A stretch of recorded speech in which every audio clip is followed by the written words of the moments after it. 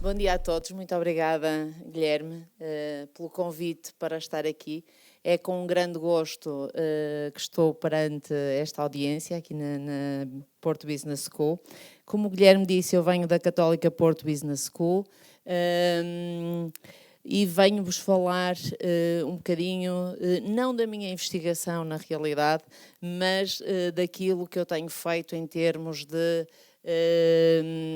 lecionação na área do Analytics e do Business Analytics. Eu, de facto, sou responsável na Católica Porto Business School por toda a oferta que nós temos na área de Business Analytics e, portanto, tenho analisado um bocadinho e estudado um pouco estes temas e refletido também sobre esta questão dos dados e da evidência. E, portanto, e da necessidade que nós temos de investigação nesta área dos dados, que já foi referida, aliás, por alguns dos oradores anteriores. Falando um pouquinho sobre mim,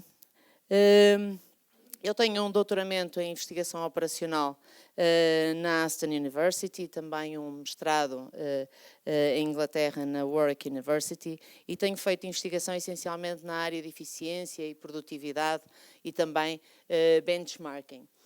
Não vos venho falar sobre eficiência, produtividade nem benchmarking, mas sim sobre esta questão que estava a referir. Esperem aí, como é que eu faço? Aponto. Não é fácil. Ok. Esqueçam? Ok. Sobre a questão de ser professora e coordenadora de algumas iniciativas na Católica Porto Business School nesta área do Analytics. Mais algumas coisas. Eu tenho essencialmente uma mente que está muito data-driven, de certa forma, e, portanto, tenho passado grande parte do meu tempo ou da minha vida académica nesta questão da análise dos dados. Contudo, eu acho que nesta questão da análise dos dados há uma coisa que se tem tornado bastante clara para mim, é a necessidade de pensamento crítico e de irmos buscar coisas a outras disciplinas. A Liliana, que me antecedeu, falou na filosofia e eu concordo inteiramente. Na realidade, é uma das coisas que eu gosto da filosofia, gosto da psicologia, que também me parece muito importante na área dos dados e da análise, não só na área da análise de dados, mas obviamente também, e portanto vou falar um bocadinho sobre estas coisas. O meu ponto de partida, quando falamos desta questão dos dados e também do conhecimento, é acima de tudo o ponto de partida de que nós somos essencialmente ignorantes. Porque a verdade é que o maior inimigo do conhecimento nem sequer é a ignorância, mas a ilusão do conhecimento. E esta ilusão do conhecimento também é, de certa forma, ignorância. Eu gosto particularmente eu gostava de apontar, mas eu realmente não sei como apontar. Descobri isso neste momento, disseram-me para apontar para a frente, mas eu não consigo apontar para aqui. Ok. De qualquer forma, eu trago-vos aqui este gráfico que mostra, de certa forma, que aquilo que nós conhecemos é uma ínfima parte relativamente àquilo que nós desconhecemos. E dentro daquilo que nós desconhecemos, que é na realidade a nossa ignorância, há uma certa distinção entre essa mesma ignorância. Aquilo que é verdadeiramente a nossa ignorância são as coisas que nós nem sabemos que não sabemos, e essa é, na realidade, a maior parte da nossa ignorância. Depois há as coisas que nós sabemos que não sabemos, certo? Portanto, eu sei que não sei química, por exemplo. E se eu quiser saber um bocadinho mais sobre química, sei mais ou menos onde é que devo ir buscar esse conhecimento. O grande problema disto tudo é, na realidade, aquele bocadinho que é as coisas que nós pensamos que sabemos. E essa é, na realidade, aquilo que muitos filósofos e psicólogos por aí falam sobre a ilusão do conhecimento. E essa parte, infelizmente, é maior do que a parte que nós sabemos. Portanto, o know é inferior àquela parte do think you know e, portanto, isto tem alguma, portanto, obviamente os dados que foram utilizados para construir este diagrama não são propriamente muito fiáveis. Como disse Daniel Kahneman, there is a puzzling limitation of our mind, which is our excessive confidence in what we believe we know and our apparent inability to acknowledge the full extent of our ignorance and the uncertainty of the world we live in. E, portanto, é um bocadinho este o ponto de partida que eu gostava de deixar aqui. A outra questão que eu gostava também de deixar é que, na realidade, há alguma esperança para esta ignorância, de certa forma, e para esta ilusão do conhecimento, e a esperança que existe é, na realidade, a análise de dados. E, portanto, nós podemos utilizar a análise de dados para tentar reduzir, de certa forma, a nossa ignorância e também a nossa percepção ou aquela ilusão do conhecimento e melhorar as nossas percepções da realidade e a verdade dos factos. E, portanto, do meu ponto de vista, os dados servem essencialmente esse propósito. Quando falamos depois desta questão dos dados e quando falamos, por exemplo, de Business Analytics, que do meu ponto de vista eu traduzo ou digo que Business Analytics corresponde a Evidence-Based Decision Making ou Data-Based Decision Making, coloca-se a questão, o que é isto dos dados, o que é isto do Evidence? Para falarmos um bocadinho sobre isso, é importante então distinguir 4 conceitos fundamentais. E os conceitos fundamentais que é importante distinguir são o conceito das histórias, dos factos, dos dados e o conceito da evidência. A verdade é que estes conceitos aparecem muitas vezes como sendo a mesma coisa, mas não o são necessariamente. Nós tendemos muitas das vezes a achar ou a levar, a considerar que um facto são dados, ou a considerar que uma história são dados, ou que uma história é evidência. Na realidade, isto resulta do facto de nós termos, enquanto seres humanos, um bias que é aquilo que se chama o confirmation bias, que é basicamente quando os resultados confirmam a nossa hipótese, nós normalmente não continuamos a questionar absolutamente mais nada, estamos perfeitamente satisfeitos porque a hipótese que nós tínhamos de partida é confirmada por aquele facto ou por aquela história e, portanto, a verdade foi encontrada. Isto, obviamente, é uma falácia e é errado, como podem imaginar. E, portanto, nós tendemos a fazer aqui algumas coisas, que é, por exemplo, se eu tenho uma empresa onde o meu empregado mais produtivo é aquele que trabalha mais horas, eu tendo a dizer, a produtividade, obviamente, aumenta quando as horas de trabalho aumentam também. Se eu tenho um avô, ou conheço alguém que tem 100 anos, mas que bebe todos os dias de manhã um bagaço, por exemplo, eu tendo a dizer, ok, sim senhora, beber todos os dias um bagaço aumenta a vida das pessoas e contribui para a longevidade. Tenho, por exemplo, um restaurante em Londres, que é o Shed at Dulwich, que é um dos melhores restaurantes de Londres e, portanto, olho para as múltiplas revisões. Eu peço-vos desculpa porque eu preparei esta apresentação em inglês, Guilherme. Portanto, isto não está fácil fazer aqui o switch.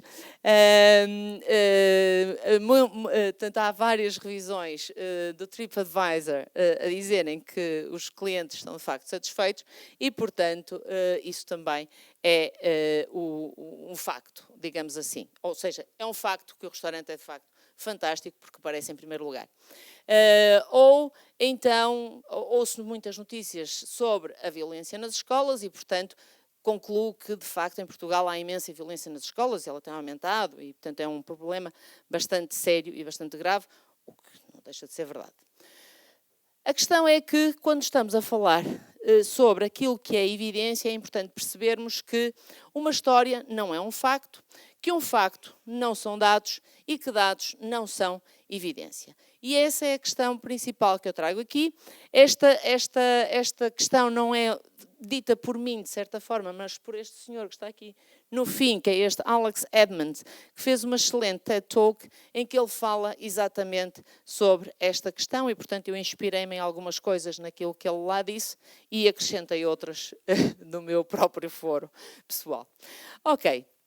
O que é uma história? Uma história toda a gente sabe o que é e toda a gente gosta, obviamente, de uma ótima história.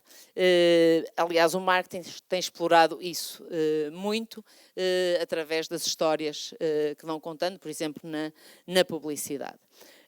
Portanto, as histórias são, por exemplo, o homem de 100 anos a beber o seu bagaço todas as manhãs, ou a história, por exemplo, esta aqui eu gosto particularmente, do Sixto Rodrigues, e da história que corria na África do Sul, onde ele era muito conhecido, de que ele tinha sido imolado que se tinha imolado em palco.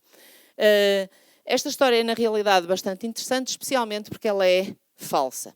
Isto é, quando nós temos histórias, temos muitas vezes histórias falsas.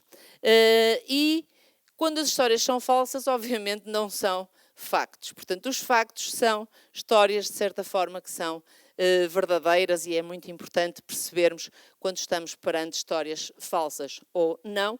E nós, neste momento, temos imensas ferramentas que nos permitem, na realidade, averiguar a veracidade dos factos com fact-checkers e coisas assim, imensas ferramentas na internet disponíveis para isso. Portanto, histórias, sabemos o que é. Ui, não queria pôr isto a dar. Ok. O que são factos? Factos são, por exemplo, eu sei que existe violência em algumas escolas, sei, por exemplo, que o meu trabalhador mais produtivo é aquele que trabalha, de facto, mais horas. Agora, estes factos são ou não são dados, são ou não são, podem ser utilizados ou não para constituir evidência e para fazermos generalizações. Para isso, para poder responder a esta questão, eu na realidade tenho que recolher outro tipo, tenho que recolher dados, de certa forma, para conseguir chegar à tal evidência. Tenho que perceber, por exemplo, que tipo de indicadores de violência que eu devo recolher nas escolas, ou o que é que os indicadores de violência nas escolas me dizem sobre o clima da escola, como é que as coisas têm evoluído ao longo do tempo, como é que as minhas fontes de dados são ou não são representativas e por aí fora. Tenho também que perceber, por exemplo, qual é a relação entre as horas trabalhadas e a produtividade. Existe uma relação? Não existe uma relação? Podemos dizer que, de facto, os trabalhadores mais produtivos são aqueles que trabalham mais tempo ou não, e por aí fora. Falando um pouco de dados. Quando falo de dados, estou a falar, por exemplo, das revisões que recebi do TripAdvisor relativamente ao Shed at Dulwich, que me pôs este restaurante em primeiro lugar em Londres. Obviamente eu tinha imensos dados, nós quando escolhemos um restaurante com base no TripAdvisor, nós normalmente não vamos escolher um que tenha 2 ou 3 revisões, porque nós não somos tolos, não é? E, portanto, o que tem 2 ou 3 revisões e diz que ele é o primeiro restaurante do sítio, ninguém acredita naquilo que lá está, como é óbvio. E, portanto, nós queremos que haja muitas revisões, que é para nos garantir, na realidade, que se 1000 pessoas ou 2000 pessoas disseram que aquele restaurante era bom, eu já tenho mais confiança que, de facto, estou a escolher um bom restaurante. Só que não é? Porque a verdade é que dados não são evidência. E essa é a grande questão aqui. Portanto, este restaurante chamava-se Shed at Dulwich, muitos de vocês provavelmente sabem que ele nunca existiu. E, portanto, é um restaurante que foi criado hipoteticamente e chegou ao primeiro lugar, cheio de revisões no TripAdvisor, a dizerem que ele era, de facto, um restaurante fantástico, com fotografias dos pratos e tudo mais, e com imensos comentários de pessoas que nunca lá tinham posto os pés. E, portanto, de facto, dados não são evidência, os dados são um conjunto de factos, mas por si só não significam absolutamente nada.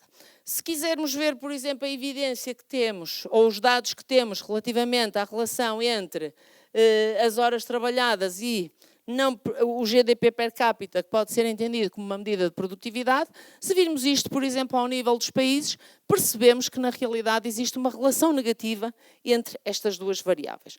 A relação negativa, na realidade, contraria a minha crença de que trabalhar mais acaba por levar a mais produtividade.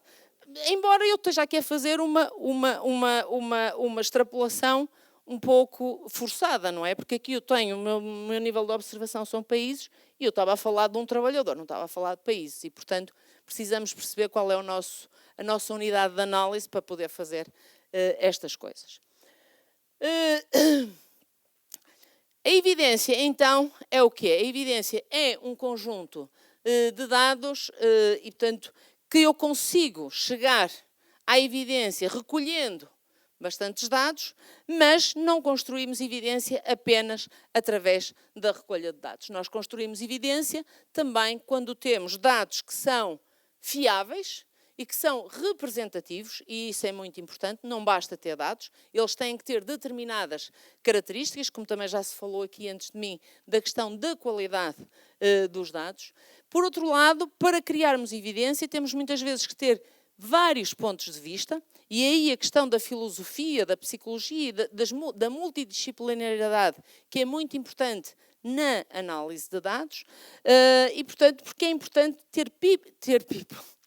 ter pessoas que, na realidade, discordam de nós para desafiar, de certa forma, os nossos pontos de vista. Por outro lado, é preciso olhar ou ouvir os experts e ouvir também a ciência. Mesmo aqui, também é preciso ter precauções, ok? Quando falamos de ciência, quando falamos de experts, também há bons experts e maus experts. Quando falamos de ciência, de artigos publicados, há boas revistas e há más revistas. E, portanto, nós temos sempre que fazer um screening. Okay? Um screening à qualidade dos dados, à qualidade do expert, à qualidade da revista, à qualidade... Este screening é sempre muito importante, porque é muito fácil nós, de facto, estarmos a ser levados ou a utilizar fontes de informação ou fontes de dados que nos vão levar a conclusões erradas. E como eu já não tenho muito tempo, eu vou passar, na realidade, para o fim. Não vou falar da post-truth. Vou falar essencialmente da questão que me traz aqui, que é, ok, temos esta distinção toda entre histórias, factos, dados e evidência, e aquilo que é preciso para, de certa forma, produzir evidência é investigação. A investigação é necessária nesta luta, digamos assim, pela evidência. E uma outra coisa que também é muito importante do meu ponto de vista, que é o pensamento crítico, que é aqui que, de certa forma, entra a filosofia, porque os filósofos são as pessoas que questionam as coisas. Portanto, aquilo que eu gostaria de dizer e deixar para concluir é que só porque temos dados não significa que o processo de tomada de decisão com base em dados ou com base em evidência seja, obviamente, isento de falhas. Há imensas etapas do processo onde nós podemos falhar. E é muito importante que isso seja compreendido. Nós podemos falhar logo na primeira etapa do processo, que é a colocar as questões ou a colocar as hipóteses. Okay? Podemos colocar as questões erradas, podemos colocar as hipóteses erradas, porque temos os nossos bias cognitivos. E, portanto, os nossos bias cognitivos vão, obviamente, influenciar a perspectiva a partir da qual eu olho o problema e posso fazer a questão errada. Depois vou recolher dados, por exemplo, para tomar as minhas decisões, e depois tenho imensos bias nos próprios dados. Os dados podem estar enviesados, ou porque eu tenho uma amostra que não é representativa, ou porque, enfim... time's up. Só para finalizar este slide, posso ter bias nas técnicas que vou utilizar Para fazer a análise de dados, posso escolher um modelo econométrico que, na realidade, faz uma especificação qualquer, de uma especificação econométrica que não é ajustável ou a mais adequada para aqueles dados. Portanto, tenho bias no próprio modelo, no próprio processo de modelização. E depois tenho bias também na interpretação dos resultados. Portanto, basicamente, nós temos que ser cuidadosos quando temos análise de dados, quando pensamos muitas vezes que só porque eu uso dados tenho a objetividade do meu lado, portanto, quando uso dados sou objetiva, quando não uso dados sou subjetiva, isto é errado. Portanto, basicamente era isso que eu queria trazer aqui, pelo menos do meu ponto de vista é errado. Os dados, obviamente, têm alguma objetividade, mas... Ok. E obrigada, e peço desculpa.